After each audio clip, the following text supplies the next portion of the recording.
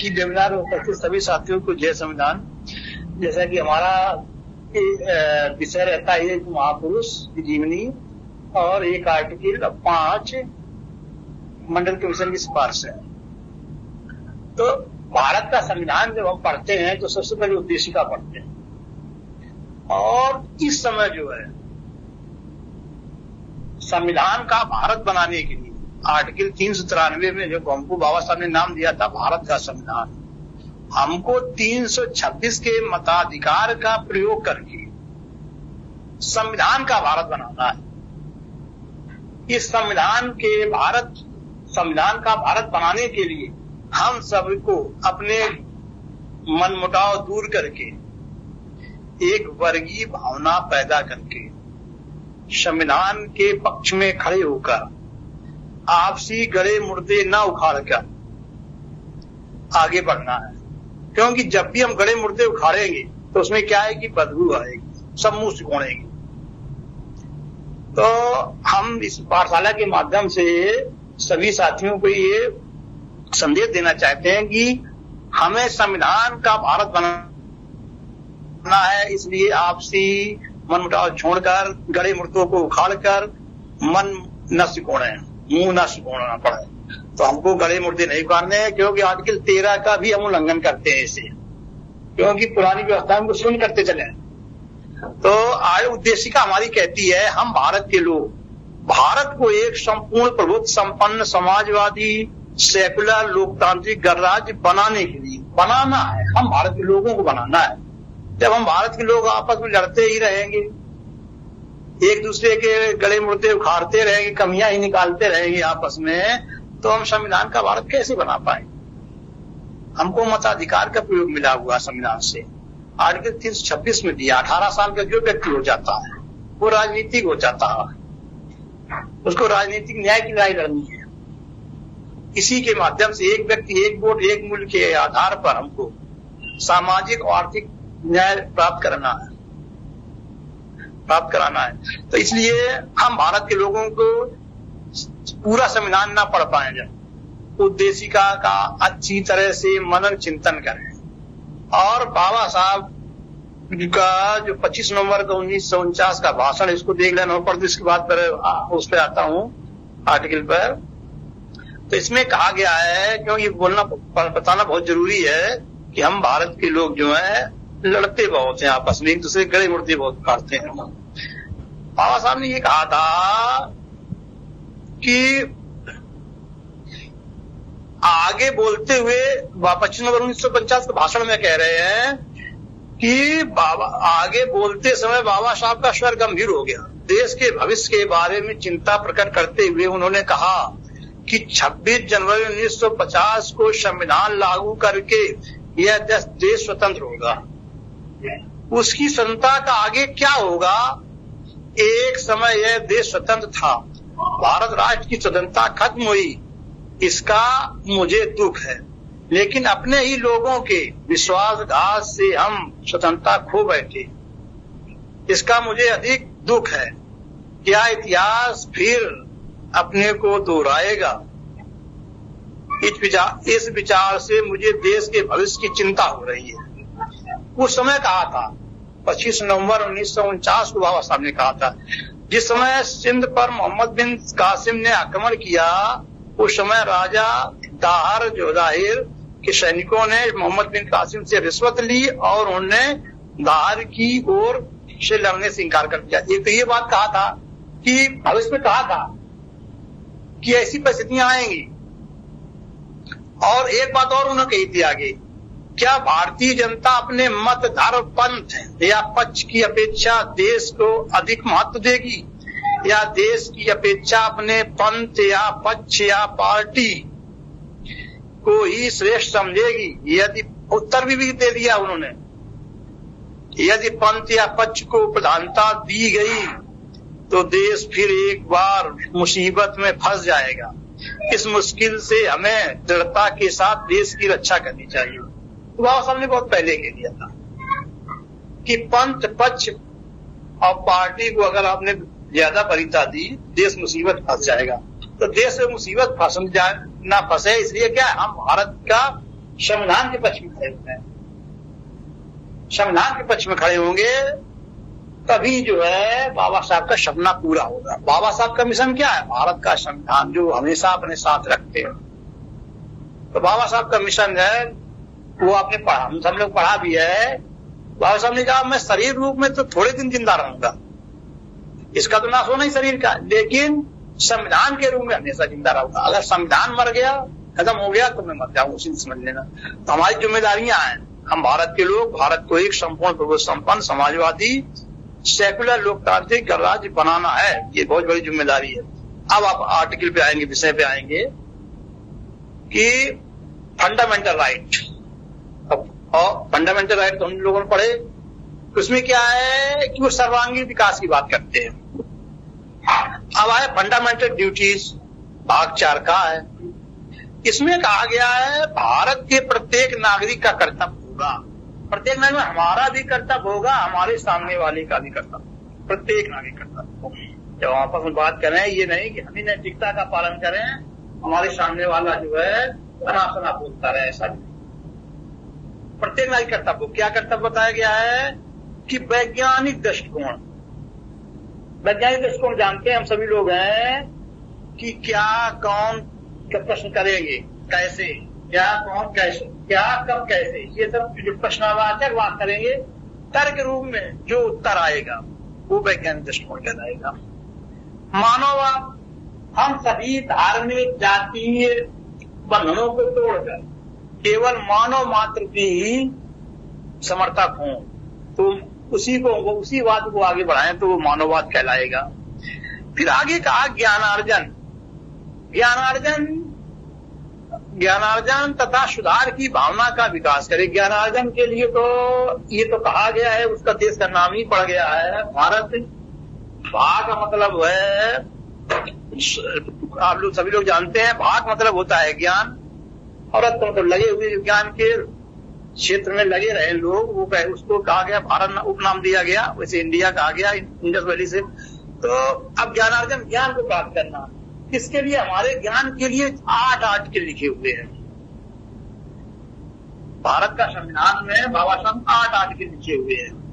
अब कहेंगे 8 आर्टिकल कौन से लिखे हुए हैं? एक तो 15-4, 21 का, 28, 29, 30, इसके बाद 41, 45 और 46, ऐसे करके 8 आर्टिकल, और 51 का 8 आर्टिकल शिक्षा के बारे में लिख दिए बाबा साहब ने। तो जब हम 8 आर्टिकल शिक्षा के बारे में लिख दिए गए, इसीलिए कहा गया ज्ञान की बहुत बड़ी उपयोगिता मूल अधिकारों में हमारे समायोजित की गई।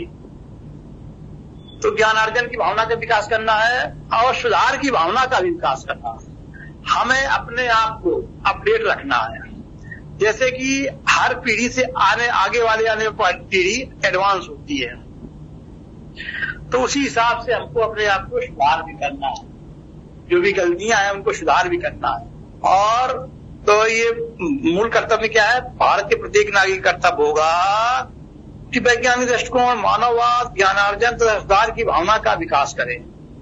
ये उसकी ड्यूटी है, प्रत्येक नागरिक की ड्यूटी है, ये उसको करना ही करना है। हम लोग क्या करते हैं? सुधार की भावना का विकास ही नहीं करते, एक दूसरे के गले मुद्दे उखाड़ते हैं। चुनाव आ गया और भारत के संविधान के पक्ष में न खड़े होकर जब भी गले मुद्दे उखाड़ते हैं तो एक दूसरे के मुंह से घोटते, वो उसको गलत बोलता, वो उसको गलत बोलता। हम वो भारत के लोगों को संविधान के पक्ष में खड़ा होना, संविधान का भारत बनाना है, ऐसी भावना के साथ में जुड़ना है। अब जो हमारे मंडल कमीशन की 5 सिफारिशें हैं, उनके बारे में मैं 5 उनको पढ़ देता हूँ। बहुत आसान है, केवल उसमें अर्थ बताने नहीं, समझना है, सुनना है, जानना है कि मंडल कमीशन में क्या क्या हमको मिला हुआ है, और ये अभी तक लागू नहीं हो पाए। मंडल कमीशन रिपोर्ट जो पूर्ण रिपोर्ट बनी जाकर, तो उसमें 40 सिफारिशें हैं, 2 सिफारिशें लागू हुई। एक 16/4 के तहत नौकरियों में रिजर्वेशन 27% लागू हुआ, वो भी पूरे मनोयोग से नहीं हुआ। शिक्षण संस्थाओं में 15(4) के तहत लागू हुआ, वो भी मनोयोग से पूरी तरह लागू नहीं हो पाया अभी। तो लागू कौन किसको करना है, और इसको जब जानेंगे तभी लागू। कोई चीज जब जान नहीं पाए तो इसके ये वेबिनार में मंडल कमीशन को प्राथमिकता दी गई है कि मंडल के पिछड़े वर्ग आ गया। पिछड़े वर्ग में कैटेगरी निर्धारित करी गई, एक एससी की उसकी पहचान हो गई। आर्टिकल 30-40 के तहत एक आयोग बनाना था, पिछड़े वर्ग को पहचान करनी थी। तो एक एससी की पहचान हो गई, एसटी की पहचान हो गई। इसके अलावा जो पिछड़े नहीं थे वो उनकी पहचान हो गई। इसके बीच में जो बचे हुए उनको अन्य पिछड़ा वर्ग कहा गया। उसमें एससी की पहचान हो गई थी। अन्य पिछड़ा वर्ग में इसमें माइनॉरिटी भी शामिल है, अल्पसंख्यक भी इसमें शामिल है अन्य पिछड़ा वर्ग में। तो इसलिए पिछड़े वर्ग की 4 कैटेगरी निर्धारित कर दी गई, एससी, एसटी, ओबीसी, और इसी में माइनॉरिटी भी जुड़ा हुआ है। तो ये इस पूरे को मिले के पिछड़ा वर्ग कहा गया है। पिछड़ा वर्ग आ गया, पिछड़ा वर्ग फिर एससी, एसटी, फिर ओबीसी आ गया, और उनसे कन्वर्टेड जो है एससी, एसटी, ओबीसी कन्वर्टेड जो माइनॉरिटी लोग, वो भी पिछड़े वर्ग में ही शामिल कर लिया गया भारत के संविधान में आर्टिकल 30-40 के तहत। तो इसमें 5 सिफारिशें मैं पढ़ दे रहा हूं, इनको पढ़ना है कि वैयक्तिक रियायतें देनी है, शैक्षणिक रियायतें थोड़ा इसी विगत है। तो शिक्षा में क्या क्या रियायतें मंडल कमीशन ने बताई हैं उनको पढ़ना है। मैं पढ़ देता हूं, बहुत आसान है, समझना नहीं, पढ़ना है कि सुन लेना है कि हमारी शैक्षणिक प्रणाली का स्वरूप एक विशिष्ट प्रकार का है, जिसके परिणाम स्वरूप काफी अव्यय होता है। खर्चीली शिक्षा की बात कही गई है कि इसमें खर्चीली शिक्षा है। देख ही रहे हम सभी लोग, शिक्षा बहुत खर्चीली है। फिर इसमें बताया गया और यह किसी अधिक जनसंख्या वाले तथा विकासशील देश की आवश्यकताओं के मुताबिक कम उपयुक्त है। यह ब्रिटिश शासन की देन है, जिसकी स्वतंत्रता आंदोलन के दौरान काफी निंदा की गई। ये खर्चीली शिक्षा की निंदा की गई, किंतु अभी भी इसमें कोई संरचनात्मक परिवर्तन नहीं हुआ। कोई परिवर्तन वैसी चल रही है, ब्रिटिश काल में खर्चीली शिक्षा थी, वो भी चल रही है। यद्यपि ये पिछड़ा वर्ग की आवश्यकताओं के लिए कम से कम उपयुक्त है, ये उपयुक्त नहीं है क्योंकि आर्थिक स्थिति कमजोर है। अन्य पिछड़ा वर्ग की आर्थिक स्थिति कमजोर है, उसके फायदा नहीं उठा पा रहा है। तथापि उन्हें अन्यों के साथ तेज होड़ लगानी पड़ती है, और जो पैसा वाले लोग हैं उनसे होड़ करनी पड़ती है, तो चल जाते हैं, क्योंकि इसके गिरफ्त में उनके पास कोई और विकल्प नहीं है इसके सिवाय। धीमा छिपा है, उपाय नहीं है। क्योंकि शिक्षा सुधार इस आयोग से ये विचारार्थ विषय के अंतर्गत नहीं है, शिक्षा का काम आयोग के अंतर्गत नहीं है। इसलिए शिक्षा के लिए पिछड़े वर्ग की शिक्षा के लिए व्यवस्था की गई है। इसलिए हमें उक्त मार्ग पर फूंक कर चलना पड़ता है, और वर्तमान ढांचे के अंतर्गत छोटे छोटे उपायों का ही सुझाव देने के लिए विवश होना पड़ता है। कहा गया शिक्षा को दादा हमें पिछड़े वर्ग की पहचान करनी है, तो पहचान करनी है तो उसकी पहचान शिक्षा भी महत्वपूर्ण है पिछड़े वर्ग में। क्योंकि पिछड़े वर्ग की पहचान क्या है? सामाजिक और शैक्षिक दृष्टि से पिछड़े लोग हैं, उनको पिछड़ा कहा गया। उसकी 4 कैटेगरी एससी, एसटी, ओबीसी और इनसे कन्वर्टेड माइनॉरिटी के लोग। तो पहचान कैसी है? समाज में पिछड़े, जिनको समाज में बैठने के बराबर का दर्जा नहीं है, उनको बराबरी दर्जा नहीं है, और शिक्षा में भी बहुत पीछे हुए, ये इनको पिछड़ा कहा गया था। तो ये कहा था हमें केवल पहचान की विषय बनाई गई, लेकिन छोटे छोटे उपाय बताए हैं उन्होंने मंडल कमीशन में। फिर दूसरा बताया है कि ब्रिटिश राज सरकारें अन्य पिछड़ा वर्ग के विद्यार्थियों के ट्यूशन फीस में छूट, किताबों और वस्तुओं को मुफ्त पूर्ति, दोपहर का भोजन, विशेष छात्रावास सुविधाएं, वजीफा आदि जैसी अनेक शैक्षिक रियायतें दे रही है। ये रियायतें ठीक हैं जब तक वे दी जाती हैं, किंतु वे अधिक पर्याप्त नहीं है।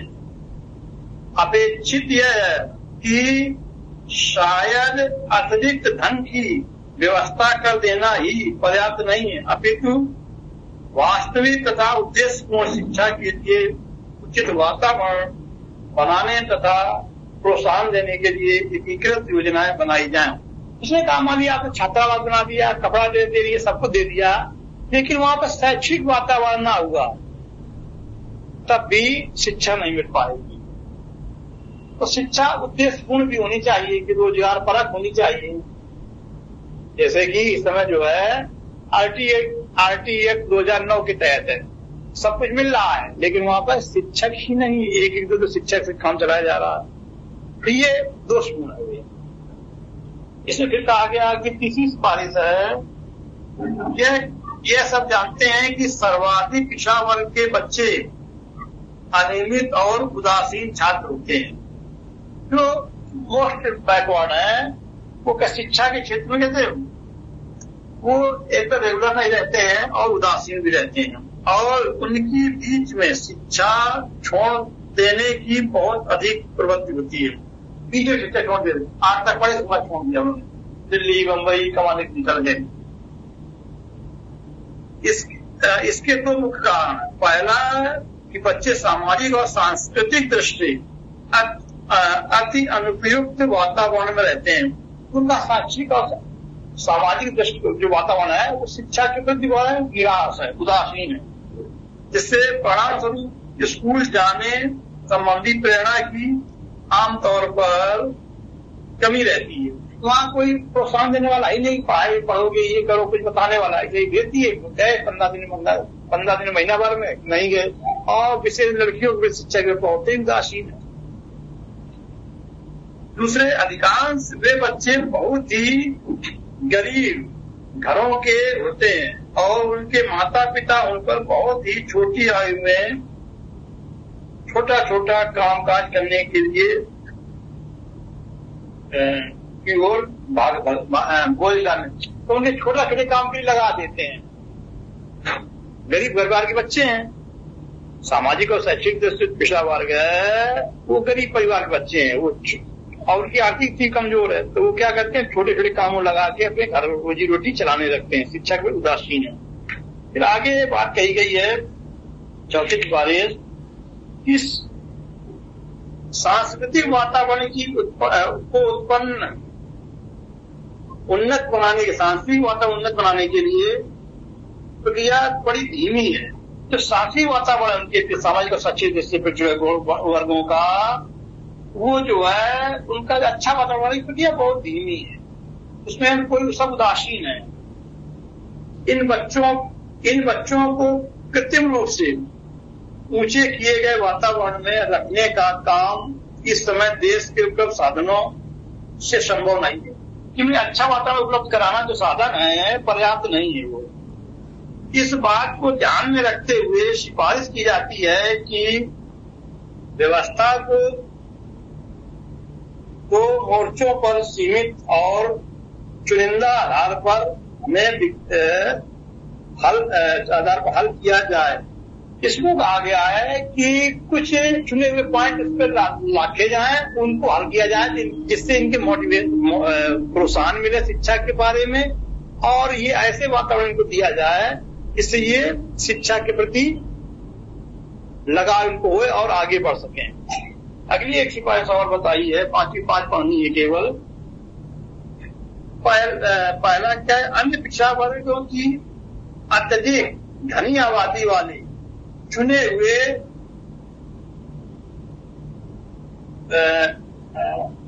में और शिक्षा के गहन तथा समयबद्ध कार्यक्रम आरंभ किए जाने चाहिए।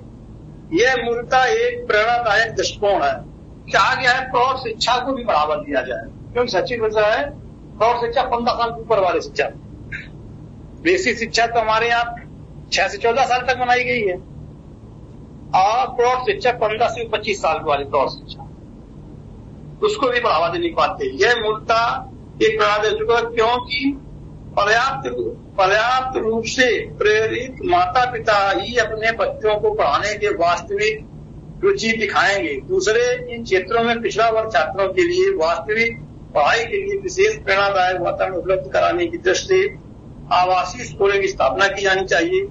गरीब तथा पिछड़ा घरों के छात्रों को आकर्षित करने के लिए इन स्कूलों में सभी सुविधाएं, जिसमें खान पान रहन सहन शामिल है, मुफ्त उपलब्ध करानी होगी। अन्य पिछड़ा वर्ग के विद्यार्थियों के लिए उपयुक्त सुविधाएं वाले पृथक सरकारी छात्रावास स्थापित करना उचित दिशा में एक सही कदम होगा। उन्होंने कहा इन बच्चों के लिए आवासीय विद्यालय खोले जाए। पिछड़े वर्ग के बच्चे जिनके वातावरण, सांस्कृतिक वातावरण सही नहीं है, इनके लिए आवासीय विद्यालय खोले, उनमें बच्चे रहें और उनको जो है अच्छी शिक्षा उपलब्ध कराई जाए, जिससे कि वो देश की मुख्य धारा में आ सकें, क्योंकि वो बहुत गरीब है। इनकी दशा जो है अत्यंत आर्थिक कमजोर है। कमजोरी के कारण इनको जो छात्रावास उपलब्ध कराए जाए और इनको खान पान बढ़िया दिया जाए, कापी किताबें दी जाए और इनको वातावरण उपलब्ध कराया जाए बढ़िया से बढ़िया। ऐसी व्यवस्था मंडल कमीशन में की गई। आर्टिकल 340 के तहत जो मंडल कमीशन बना है उसमें शिक्षा के बारे में बहुत कुछ बताया गया है। तो ये हम लोगों ने पढ़ा और भी सभी लोग पढ़ेंगे, अपने पर किताबें होंगी, इसलिए कि हर संडे को रखा जाता है। जय भारत, जय संविधान, भारत का संविधान जिंदाबाद।